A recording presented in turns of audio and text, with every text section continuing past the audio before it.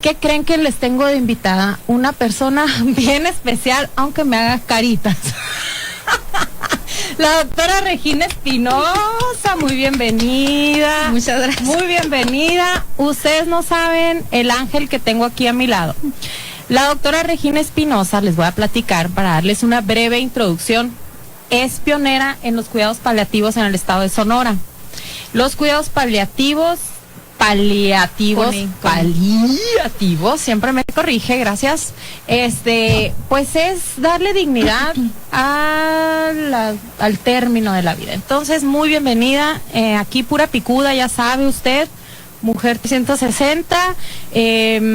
Iniciamos. Bienvenida, Regina, ¿cómo te sientes de estar aquí compartiendo? Hola, somos amiguitas de la infancia, tengo permiso de ser informal 100%. Así es, tenemos permiso. Muchas gracias. Muy bien, amiguita. Gracias por la invitación. Me siento muy bien. Qué bueno, muchas gracias. Este programa, fíjense que, aunque es un tema sensible, es muy necesario. Es súper necesario. Los cuidados paliativos pues van del bien morir. Así es. Si pudieras, Regina, compartirnos cómo despertó en ti esa... O sea, ¿cómo supiste tú que querías dedicarte, que esta era tu misión de vida? Bueno, a lo mejor es un poquito más práctico en el sentido que acabas de mencionar, que es algo necesario para la sociedad, ¿no? Entonces, cuando yo estaba estudiando la carrera, en formación muy básica, el pregrado y el internado, que también es parte del pregrado, pues me daba cuenta que, así como ahorita tú batallaste para mencionar la palabra correcta, que es proceso del final de la vida, básicamente atender el proceso de muerte. Pues también en el área médica nos enseñaron a curar. La intención era puro curar, pero la mayoría de las enfermedades crónico-degenerativas o que son catastróficas, ya catalogadas como catastróficas, llegan a un proceso de terminalidad.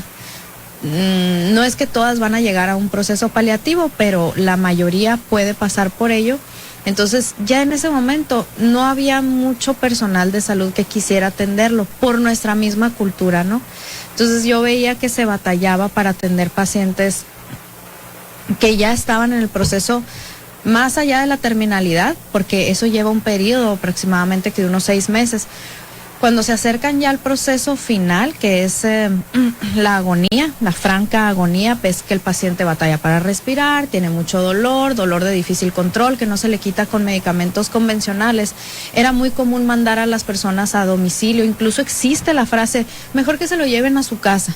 Y yo decía, pues si aquí en el hospital estamos todo un equipo, tenemos gente, médicos de todo tipo, especialistas, hasta gente del área de limpieza que te ayuda muchísimo a tú poder atender a un paciente. ¿Cómo creen que en casa una sola persona va a poder atender o sea, se me hacía ilógico, ¿no? Entonces a veces los pacientes se daban de alta y entonces vivían un calvario de ir y venir 2-3 veces a la semana o hasta que llegara su proceso final, y era una situación muy fea. Bueno, yo la veía muy traumática. Claro. Y me fui como me fui instruyendo en este tema para ver cómo le podía hacer yo para dar ese tipo de atención, porque ya había ciertos destellos. En la universidad yo llevé la clase de algología y medicina paliativa, pero se veía como algo que aquí no se practicaba. Ok, con eso vamos a regresar en un momentito. No se nos despeguen, por favor. Esto está grave, pero padre. Las 11:01. Volvimos con todas las de la ley y no nos vamos a ir. Somos XHSCMF 100.7 de frecuencia modulada. Manzana Radio. Somos Manzana Radio. El sonido latino con sabor alternativo, salsa, rock y cultura que mueve lo colectivo. Manzana Radio. Estudios en calle Villa del Lago número 48, Colonia Las Villas, en Hermosillo, Sonora, México. El teléfono de cabina 662-110-0382. WhatsApp 6622-280319. Manzana Radio, 100.7 FM. la tercera vía comunitaria, cultural y ciudadana. Una estación de Son Horas Alternativas AC. El Congreso.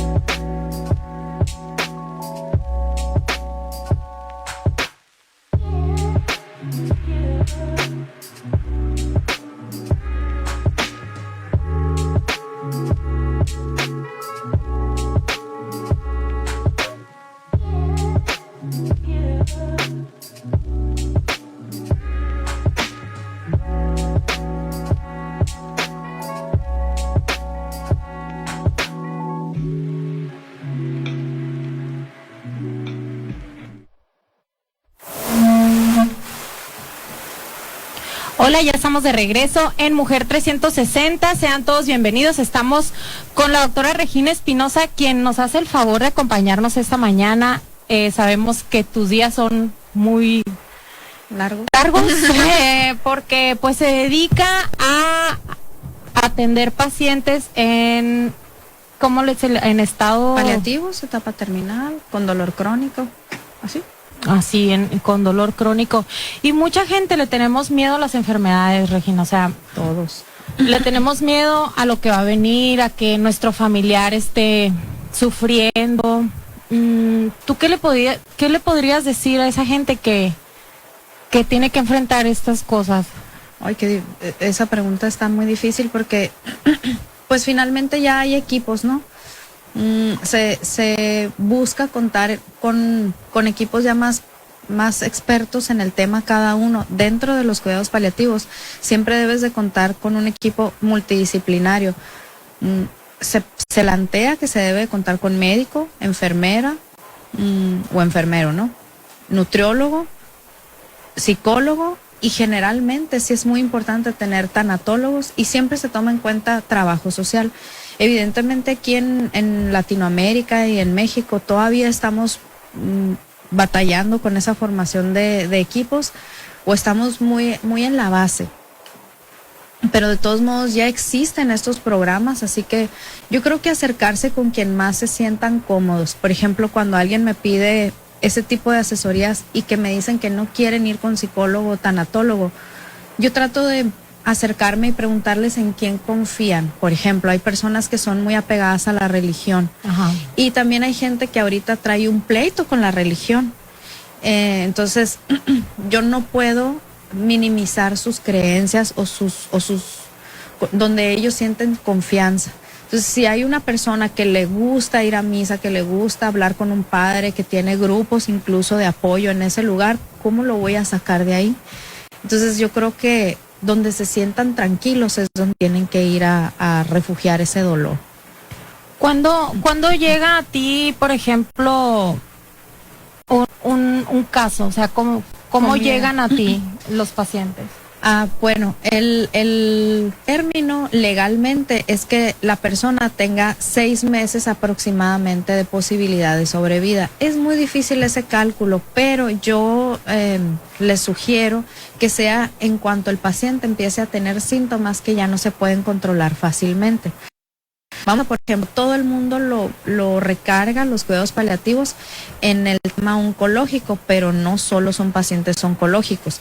También tenemos personas con enfermedades neurológicas que llegan a situaciones de crisis muy pesadas, donde ya los medicamentos y tratamientos convencionales te rebasan y no puedes cuidarlos en casa y necesitas estarlos medicando de manera constante. Ahí es una buena opción para acudir a cuidados paliativos.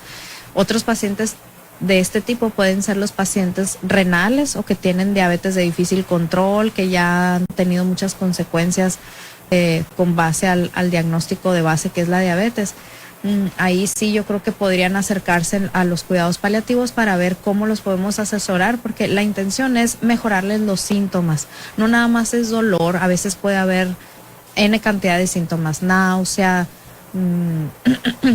malestar generalizado, crisis convulsivas, sangrados, etcétera. Entonces, yo creo que es importante saber que no es solo para cuando ya se va a acabar la vida, sino en un proceso difícil de llevar.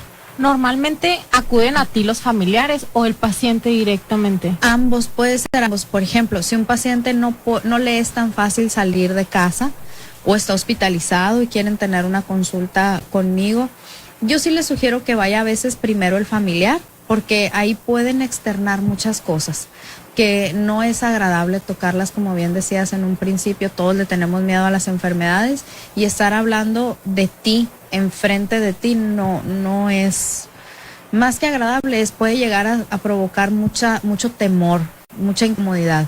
Entonces, si la persona que lo cuida, el cuidador primario, puede ir a la consulta solo, estaría bien. Ahí se tocan muchos temas que a veces no se puede hacer delante del paciente o de otros familiares que están muy nerviosos, que tienen mucha sintomatología emocional que no te dejan avanzar en la consulta, pues. Normalmente, por ejemplo, si te ha tocado atender casos de niños, adolescentes, de todas las edades. Sí, exactamente. O sea, generalmente lo encasillan a personas de edad avanzada, y la verdad es que todavía el ser humano tiene esa posibilidad de vivir muchos años y ya enfermarse al final a lo largo de los años, ¿no?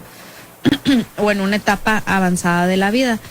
Pero, pues sí, ahora tal vez con el advenimiento de la tecnología, porque enfermos de todas las edades ha existido siempre, pero ya la atención y sobre todo el visibilizarlos. Me ha tocado mujeres jóvenes, me han tocado madres de familia jóvenes que han tenido que irse, me tocan niños, me tocan adolescentes y por supuesto los de edad avanzada, que es lo más común. Ok, aquí viene la pregunta que ya quería hacerte. A ver. ¿Cómo le haces para, o sea, se requiere mucha valentía, mucha fortaleza? ¿Cómo le haces para llegar a tu casa después de un día tan pesado y no llevarte esa carga emocional? Yo creo que el ser humano es completo y a lo mejor sí la llevo, a lo mejor uno cree que no le afecta, pero finalmente somos seres humanos que compartimos una situación muy pesada, y trato de verlo como es. O sea, si ese es mi trabajo y yo, como te mencioné previamente, yo lo busqué, era porque a mí me causaba mucho conflicto ver que a un paciente en el final de la vida se abandonaba. Entonces yo me he entrenado en la subespecialidad, pues te vas entrenando de cierto modo para de situaciones, y sí nos daban atención psicológica y terapéutica.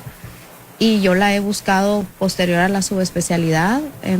Trato de llevar una vida más tranquila, hago lo que puedo en mi situación. O sea, si lo podemos separar, en el mundo laboral me enfoco, y en lo personal pues trato de llevar mi terapia, hacer ejercicio, esparcirme, y también a veces dedicarme un tiempo sola, o sea, sola, porque a lo mejor lo que yo comparto en ese momento, las demás personas no tienen por qué pasar por eso, ¿no? Mis familiares o mis amigas, pues, a lo mejor no entenderían ese momento porque no les toca, y eso está bien. Entonces yo busco momentos donde pueda sacar mi proceso, ¿no? Mi proceso laboral. Ok. Para las personas que nos están sintonizando, estamos platicando con la doctora Regina Espinosa, que su especialidad es algología y cuidados paliativos. La doctora Regina Espinosa pues tiene mucha experiencia en esto, y me siento muy orgullosa de ella porque somos amigas desde bebés. De hecho, nos decimos bebés. Entonces, usted no se sienta ofendido si usted siente que la plática va muy informal. Siéntase más bien en confianza, Aunque es un tema difícil que muy poco se toca en la sociedad, siento como que está un poquito como olvidado, o como que no estamos tan conscientes de que nos vamos a morir, locos. Y pues de qué manera cómo se quieren morir, contentitos o tristitos, o sea, a ver, ahí les va. Yo creo que lo podemos estructurar un poquito más sencillo. Yo sí he participado en programas de radio y de televisión, y es cierto, no conocía tan bien a los locutores y hasta me he hecho amiga de algunos de ellos, y los programas eran más serios, ¿no? Porque finalmente el tema es sobrio. El tema de la muerte tienes que tomarlo con mucha... Incluso yo aprendí a modular mi voz, cómo vestirme para ir a ver un paciente. ¿Sí me explico? O sea, son cositas que uno va aprendiendo con el tiempo. Pero es cierto, o sea, nunca había compartido mi experiencia laboral con alguien que le tuviera yo tanta confianza y o sea, que me hiciera preguntas que a lo mejor otro locutor no me las va a hacer, o otro entrevistador no me las va a hacer, porque buscan más como algo muy práctico, y otra vez volvemos al tema de que te vuelves rígido, porque el tema es feo, es muy feo, pero sí es muy bonito saber que, y esa frase la dice mucha gente, todos nos vamos a morir, ¿no? Al tener esto seguro, que es lo más seguro, como dicen mucha gente, o sea, hay muchas frases trilladas en esto, pero lo importante es poder ofrecerle a la sociedad qué es lo que quieres tú cuando estés en una necesidad de estas, no nada más para ti, sino para tus seres queridos o para una persona que a ti te preocupe mucho. Y en ese sentido, pues, nos fuimos asimilando a otro tema, que es el punto de partida, que es el nacimiento. Y cuánta gente no conoces que dices, ay, antes parían solas y en la casa con la partera y no pasaba sin nada, sin anestesia, directa y sin escalas. Sí, y la verdad es que por algo se tuvo que hacer un programa, una especialidad, una subespecialidad, etcétera, tanto que ahora los equipos para atención de un parto, un binomio, un parto con un niño, pues se cuenta hasta con mujeres que acompañan en lo emocional, que eso ni pensarse antes, ¿no? Y ahora sí lo hacemos, ¿por qué? Porque es necesario. Igual en el proceso de muerte, yo creo que el abandono es lo que más nos podría doler en el proceso de muerte. ¿Cómo sería abandono? O sea, que el abandono de un paciente puede ser desde el área familiar hasta el área profesional.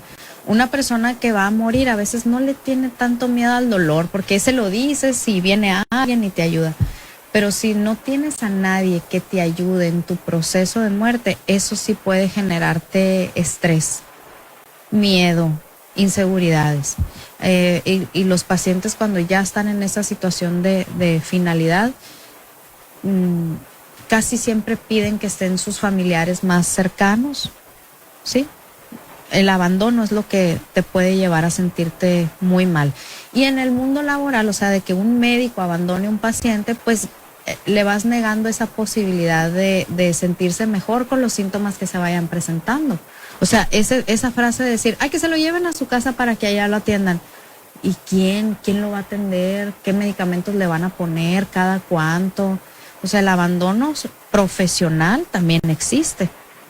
Y ahí es donde, para evitarlo, el médico debe de hablarles a quién, o la familia, y es cuando los busca a ustedes para... Pues estar pendiente, así como tú buscas, otra vez volvamos al tema del inicio de la vida, como tú buscas un ginecólogo y un pediatra para que atiendan el proceso del parto, o que atiendan el proceso del embarazo, el ginecólogo en su momento, pues también existimos nosotros que durante ese proceso los vamos atendiendo, ¿no? Claro, se vuelve un poquito pesado porque esto no tiene horario, o sea, los dolores, las incomodidades del paciente, las náuseas, los efectos adversos del medicamento, a veces no tienen tiempo, presentación, y ¿cómo le dices que sí vas a atender a alguien por tanto tiempo? ¿Cómo se hace eso?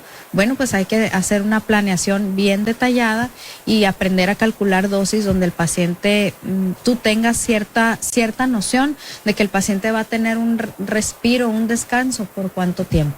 Y si estás viendo que el paciente cada hora, cada 2 horas o cada 3 horas ya requiere de un equipo especializado con enfermería, conmigo, con nutriólogo, pues quiere decir que ese paciente ya necesita una atención más, con más estructura, más infraestructura física.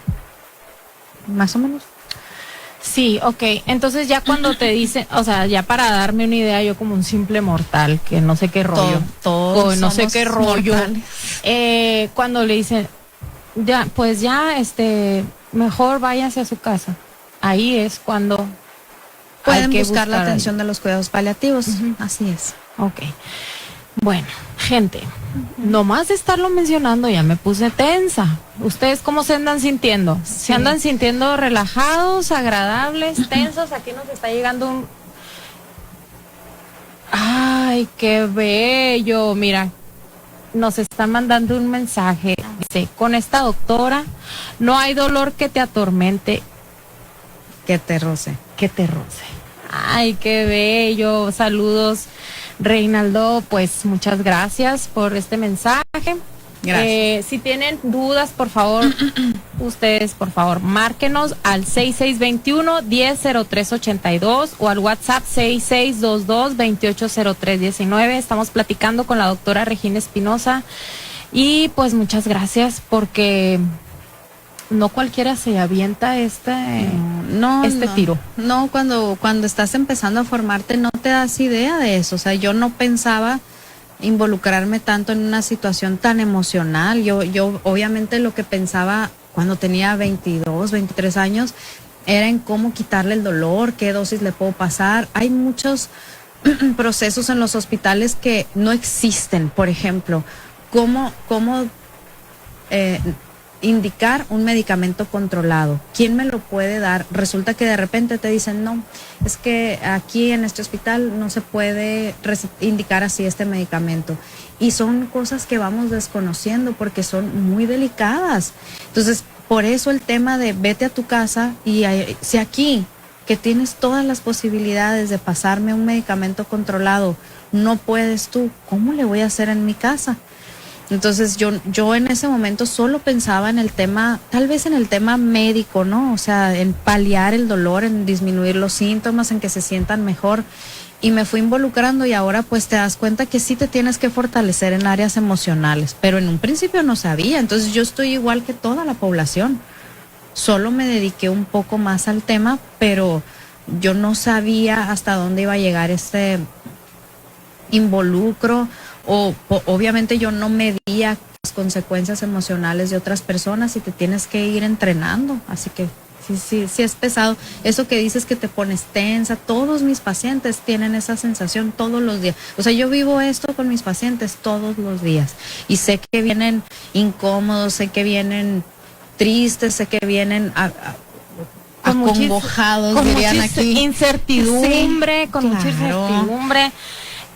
Todo mi respeto para ti, Regina, para todo tu equipo de trabajo, porque sí, es algo muy necesario y es algo que, pues, que le sacamos la vuelta a los que somos más bizcochos. Porque es algo feo, porque estás perdiendo a la persona que más quieres o tú al momento de perder la posibilidad de seguir viviendo.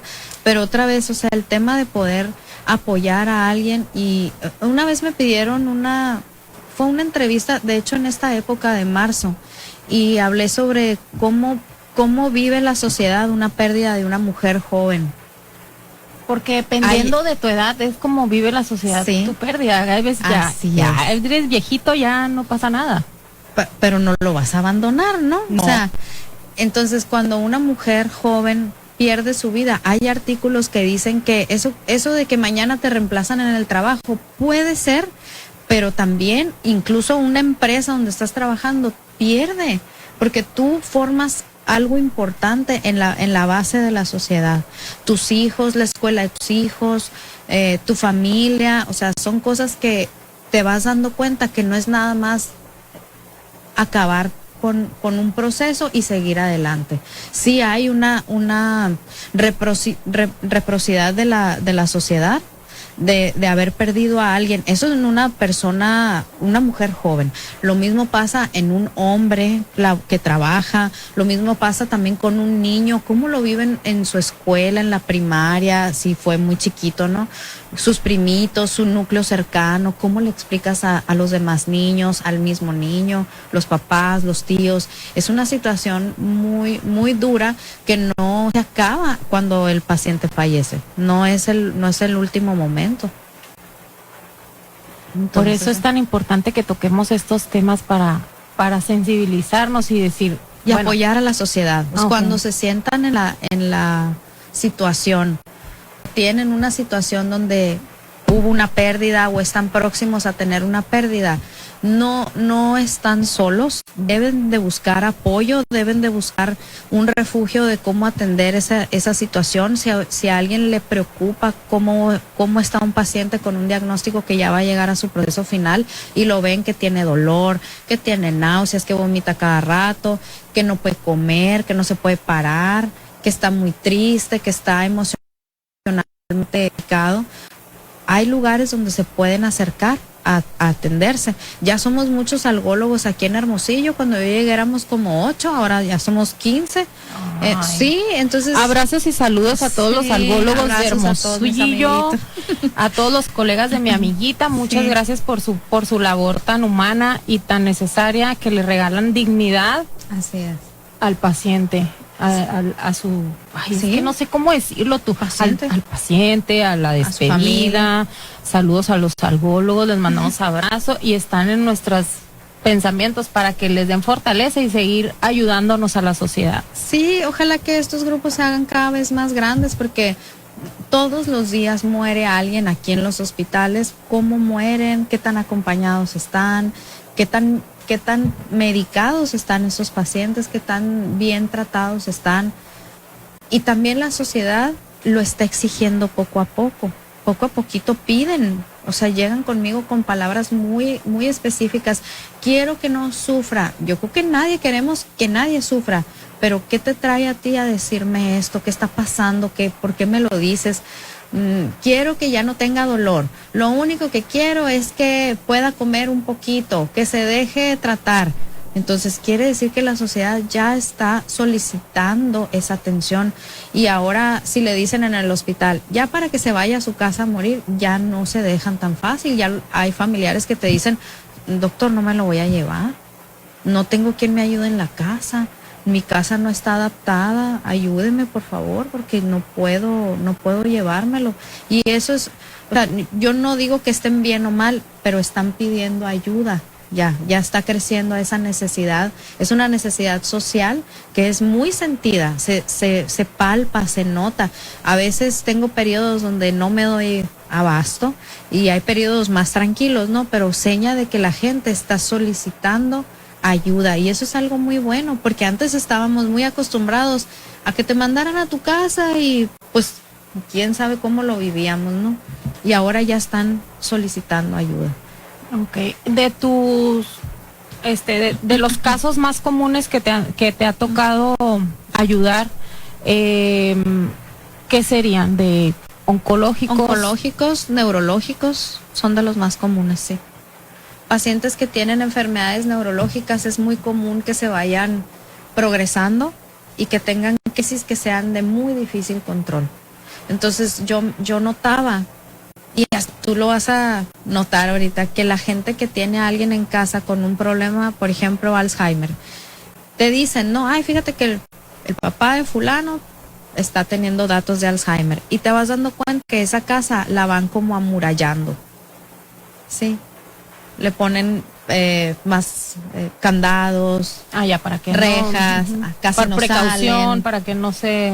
Sí, y adentro de la casa ya viven una situación de mucho estrés, porque tienen que cuidar que el paciente no nada más no se salga, porque ya no se puede salir. Ahora buscan que no se salga, que se confine a un área, que no se vaya a caer para que no se vaya a quebrar, que no vaya al baño 1000 veces solo porque luego se pierde. necesitan mucho acompañamiento y en esos procesos pueden hacer crisis mentales muy severas que necesitas medicamentos, pues. Ok. Pues gente, muchas gracias por estarnos acompañando. Vamos a tomar un breve break de una rolita que nos va a poner el Alex. Lo vamos a dejar a su consideración. Muchas gracias, Regina, por estarnos compartiendo de este tema que es tan importante y tan necesario. Para mí es un placer tenerte aquí porque aprendo, porque siento que es un mensaje de esperanza para las personas que están atravesando por un proceso difícil de salud. Gracias. Y que tengan esa certeza de que hay alguien que los pueda ayudar en este proceso. No se sientan solos, siéntanse acompañados y les vamos a pasar datos en un momentito más. Regresamos. Gracias.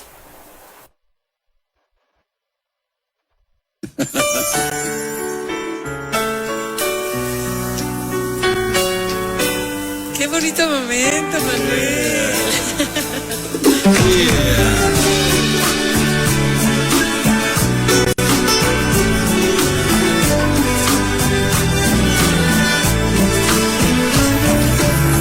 ¿Qué podré decirte en el corto tiempo en que se vive una ilusión? ¿Qué podré dejarte tan pegado al alma que se quede ahí en tu corazón? Yo no pretendo enseñarte lo que es el mundo, me falta pero vale la pena disfrutar cada día porque me ha regalado privilegio de amar.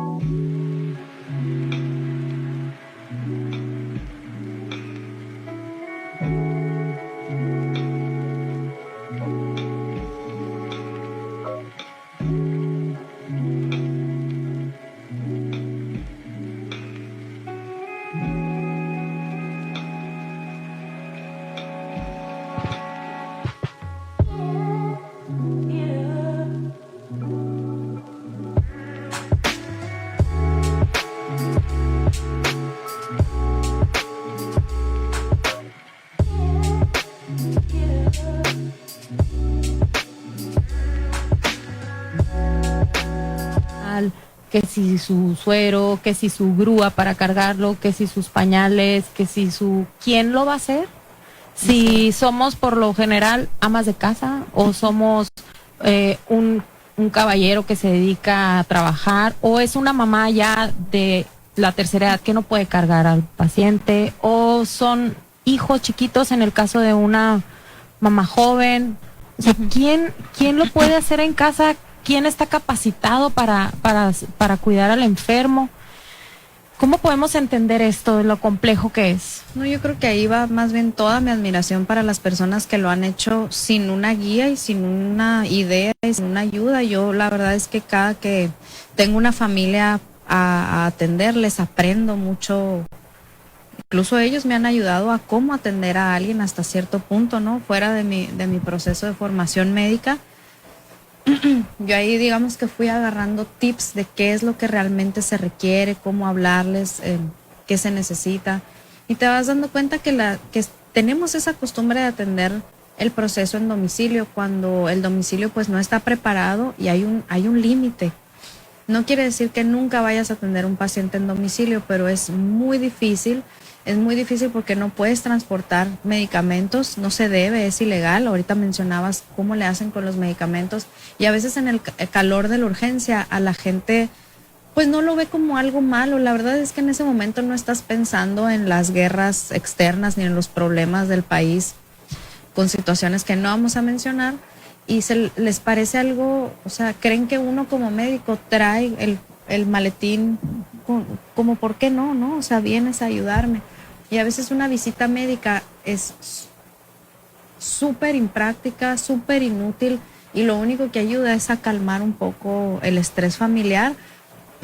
Entonces yo aprendí a hacer esas visitas solo para organizarnos. Una vez me tocó acompañarte a una. Sí, cuando trabajamos juntas. Cuando trabajamos juntas me tocó acompañar a la Rey.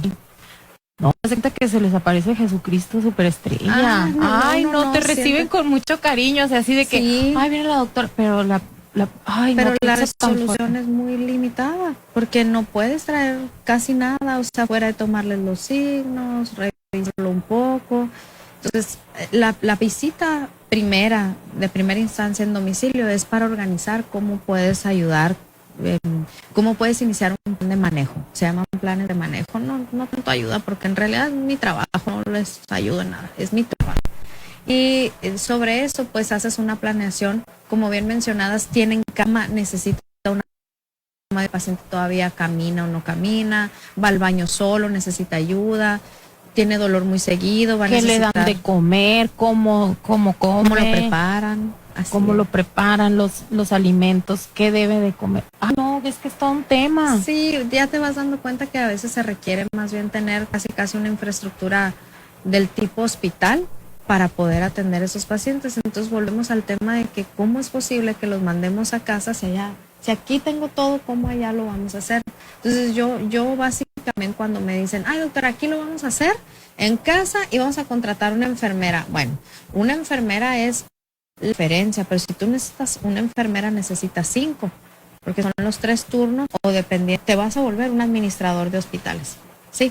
O sea, si tú necesitas una enfermera, ¿de qué turno? ¿De 8 horas o de 12 horas? ¿Con cuántos días de descanso? Y si un día te falta, si un día esa persona no puede ir, si un día esa persona le pasó algo que es parte del proceso de cualquier trabajo, ¿quién se va a quedar con ese paciente? Porque él, tomemos en cuenta que está completamente vulnerable, no puede, o sea... Defenso, ¿quién le va a cocinar aparte? No puede hablar para pedir a otra, o sea, no está en una situación tan sencilla como, bueno, ahorita busco a alguien más, a veces no pueden ni hablar, no pueden estructurarse, es un poco difícil. Y aparte, o sea, voy a entrar en el tema familiar, no todas las familias están dispuestas a eso, o sea, no todas las familias están dispuestas a cuidar al enfermo, porque tienen sus asuntos que hacer y eso todavía es el abandono del que hablábamos, ¿verdad? Yo no puedo decir que la familia no esté dispuesta y lo abandona, ¿no? A veces, o sea, yo lo entiendo perfecto. El familiar me dice, es que doctora, yo quisiera estar, pero o trabajo o lo cuido. Yo necesito estar trabajando para poder O sea, de verdad yo vivo de mi trabajo y las personas que están a mi cuidado, a mi alrededor, también dependen de lo que yo produzca. Entonces, si yo no estoy produciendo, ¿quién va a atender el gasto de esta persona que está en necesidad de vulnerabilidad? Que pueden ser medicamentos, pañales, alimentos. Entonces, sí, no es tanto que la familia los abandone, o sea, eso créeme que es más difícil que alguien abandone, más bien no pueden atenderlo. Antes era más común el abandono médico, o sea, descarlos de la institución, tristemente, ya lo hemos trabajado, ya se ha trabajado sobre programas de cuidado paliativo, así que ya tenemos una mejor visión. Y todo esto venía porque pues le tememos a la palabra. Incluso ahorita tú me decías, en las redes sociales no se puede decir tanto. Bueno, lo estamos acotando al tema de la necesidad de la atención. Y en las casas, pues mínimo tener el servicio del área de enfermería y un médico que pueda atenderte eventualmente, pero también abrir un poquito la mente y la conciencia de que a veces los médicos o los enfermeros no pueden salir corriendo o no pueden resolver todos los problemas que están en un domicilio, ¿no? En el instante. O sea, hay que hacer cita y así de aquí a que llega la cita o para la familia llevarlo en urgencias en ambulancia al hospital para que lo atiendan, o sea. Sí, ese es otro tema, o sea, al principio yo sí me estresaba mucho por querer estar en un lugar y créeme que recorría, ahorita como te decía, he estado en lugares que, cómo llegar, incluso esto, por ejemplo, a las personas se les hace muy fácil decir, está muy fácil mi casa para llegar, porque es su casa. Pero para dar una instrucción de cómo llegar a su casa, a veces me he pegado unas perdidas porque no dan las instrucciones como para alguien que nunca ha ido, ¿no? Uh-huh. Y a veces el Google Maps te envía a la parte posterior. Entonces, si te das cuenta y estás rodeando el lugar de... Sí, ¿quién te abre? No, deja tú, me tocó guardia. Que te tuviste que comprar un carro especial para cargar La gente va a decir. La gente va a decir que qué profesional mi amiga. Eso va a decir la gente. Sí, tuve que comprar un carro para poder transportar tripié, concentrador de oxígeno, tanque. Ay, amiguita, eres muy pro. Pues traté hasta ver qué se puede hacer, pero sí era un tema porque aquí a 50 grados cargar con todo eso y bajarlo y subirlo cada y que... tú solita, sí. Porque no es como que traes a tu equipo ahí en el carro. No, o sea. Pues todos estamos igual, ¿no? O sea, cada uno está atendiendo paciente en alguna otra parte y sí solemos decir, tú háblame para lo que necesites y a la hora de la hora no estás atendiendo a otro que también te necesita. La planeación, la agenda es importante, pero en un paciente terminal es tan difícil, o sea, es tan difícil poder quedar bien en el momento que se requiere, por más que tú digas, yo voy a venir todos los días a las 8 de la mañana y te vas muy contento porque dejaste bien a tu paciente, a lo mejor a las 10:30 se puso mal y tú ya estás con otro paciente en el otro lado de la ciudad. O sea, es difícil eso. Toda la gestión del tiempo y para poder ayudar, bueno, hacer tu trabajo, como dijiste. Ajá. Para hacer tu trabajo de planear y de estructurar este tratamiento, se le llama tratamiento. Es un tratamiento, pues se necesita toda esa infraestructura. Hace ya algunos años, ya vamos a entrar a la parte medular de esto. Hace algunos años inició el proyecto de Casa Pacífica. Sí. A raíz de estas necesidades. Ok. Y pues Casa Pacífica es un lugar que yo denomino como un paraíso. Sí. Para mí ha sido un paraíso porque dentro de todo este estrés, dentro de todo este caos para la familia, para el paciente, inclusive para los doctores, ¿no? Que atienden esto, es un paraíso en el que llegas y todo este caos del que hablamos se empieza a resolver de una manera casi natural. Bueno, es la intención, sí. Entonces se empieza a resolver porque ahí tienen en Casa Pacífica que la función de Casa Pacífica es atender a estos pacientes, sí, que vayan los lleven sus familiares y ahí inicien su tratamiento. Ajá. Y se le dé seguimiento. Bueno, la unidad a atender de cuidados paliativos, así como el neumólogo atiende vía respiratoria, pulmón, nosotros atendemos al paciente y a su familia. Esa es la unidad que nosotros debemos abarcar. Claro, si el familiar no quiere pero es parte de nuestra evaluación, ¿sí? Entonces, ahorita les mencionaba la dificultad de atender en domicilio y cómo le podemos hacer, o sea, donde yo voy y hago una evaluación y podemos planificar cómo se puede dar esa atención, pero lo importante es identificar esos momentos donde ya nos está rebasando para no llegar a un conflicto médico-paciente. Cuando ya las llamadas son más continuas, cuando ya enfermería no se da abasto, etcétera, sí hay que considerar atenderlos en un lugar específico y tomar en cuenta incluso si tienen una institución, Seguro Social, ISSSTE, ISSSTESON, Hospital Militar, etcétera. Todos esos hospitales tenemos la obligación de atender a esos pacientes. En Latinoamérica no se había dado la oportunidad de crear un hospice que en países de primer mundo o más avanzados tienen la posibilidad de hacer este servicio que es alterno al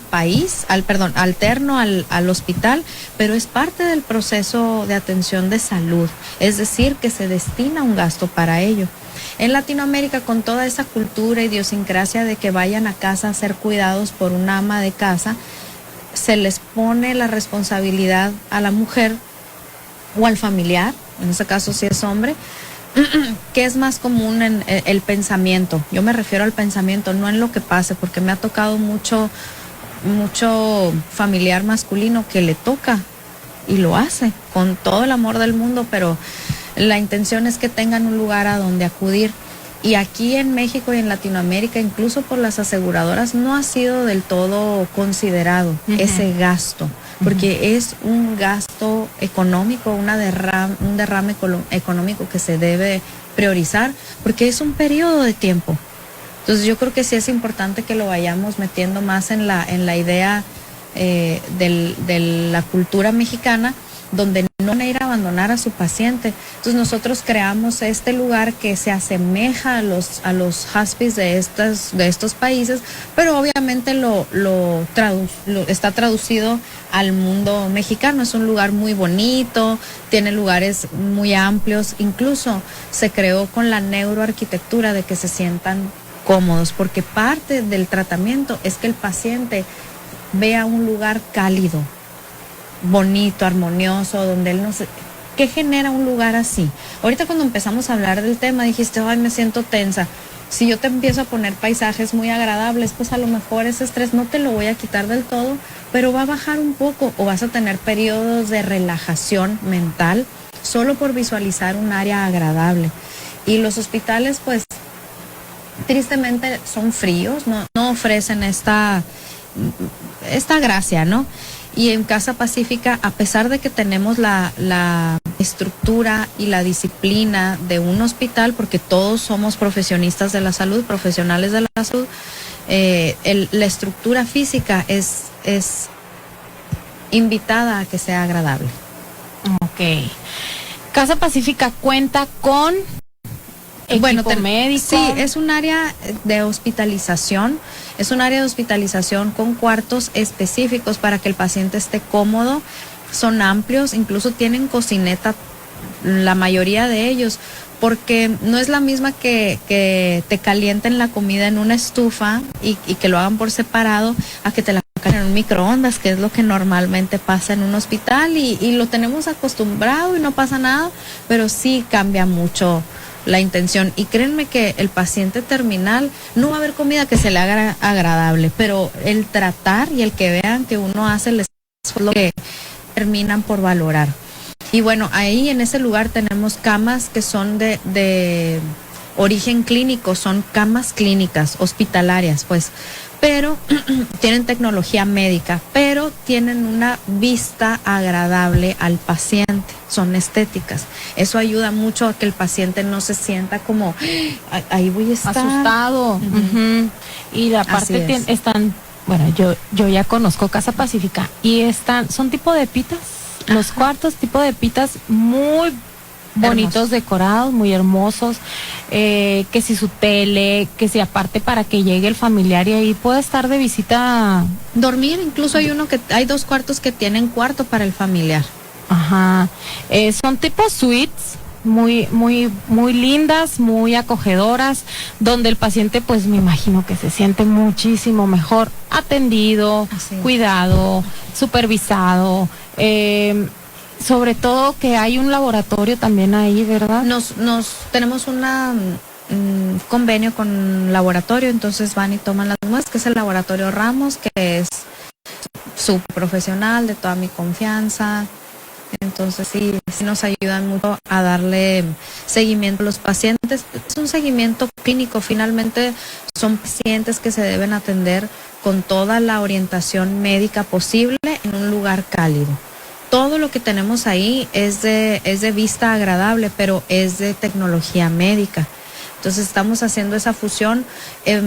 Entonces, básicamente en México, al ser, digamos, el primero en su especie, sí hay cierto roce entre la idea que tiene la gente, sienten que llevar a su paciente ahí ya no los vamos a dejar entrar. Me hacen preguntas muy, muy constantes sobre si ellos ya no van a poder entrar. Ay, mis vidas. Tienen esa idea, sí. No, nomás van a entrar, van a dormir ahí, pueden quedarse, pueden comer, porque hay un lugar que es el restaurante, delicioso, con unas vistas espectaculares al norte de la ciudad, unos atardeceres preciosos. Haz de cuenta que vas de paseo.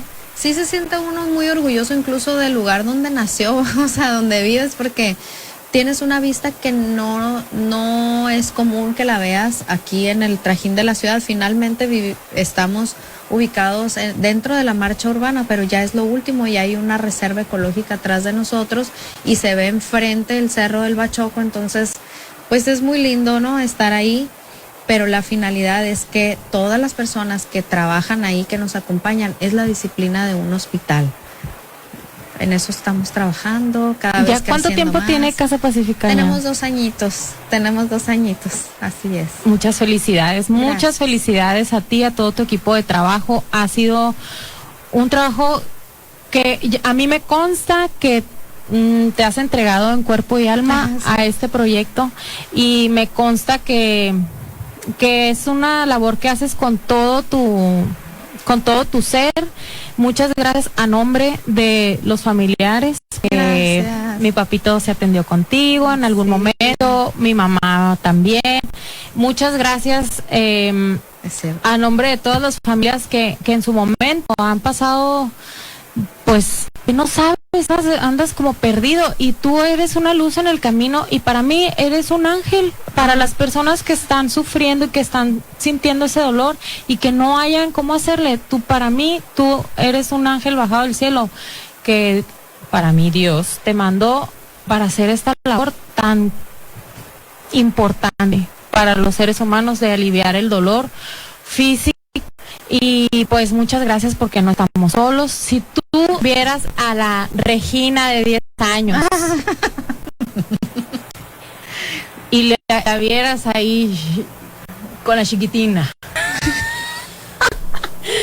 y con Rogelio y la América y todo, si tú la vieras ahí y el Randy, ¿qué le dirías a esa niña con todo lo que estás viviendo ahora? Pues yo creo que los niños hay que respetarles de infancia. ¿Para qué le voy a llenar la cabeza? No sé. Pero todo lo que has logrado, o sea,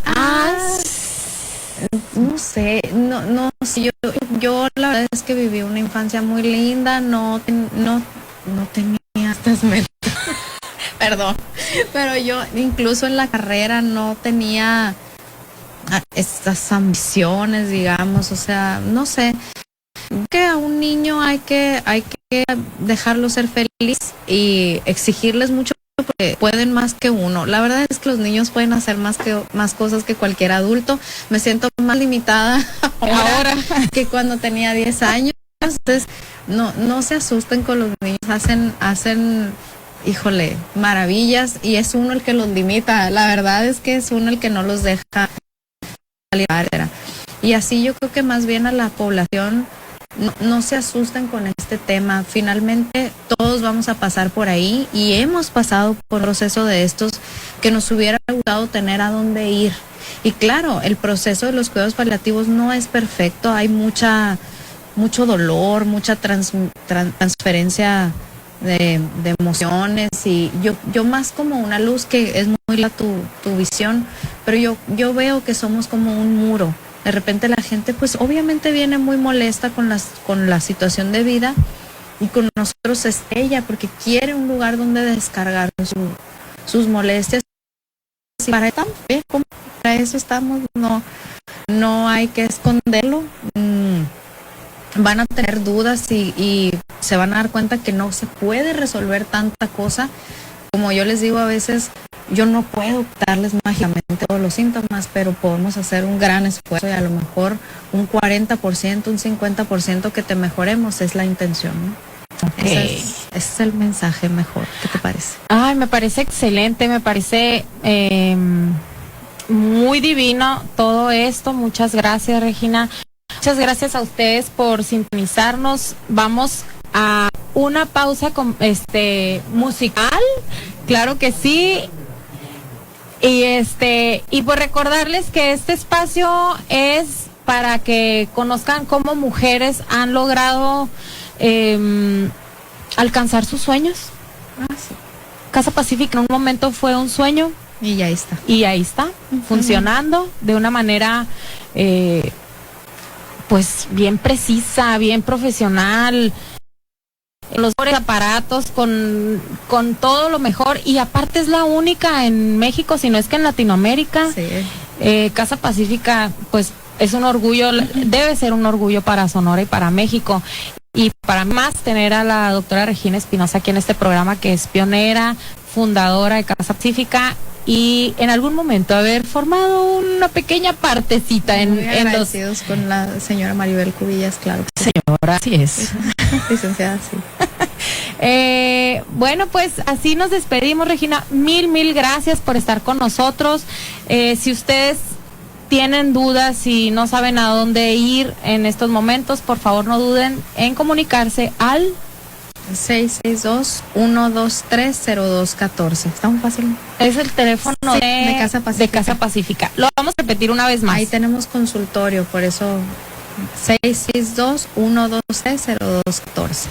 Ok, y si tienen dudas, por favor, marquen a este teléfono para que los puedan orientar mejor. Para mí ha sido un gusto estar con mi amiguita Regina Espinosa, y pues nos despedimos y nos vemos el próximo miércoles. Un abrazo muy fuerte a todos y mucho ánimo a las personas que están atravesando procesos difíciles de salud.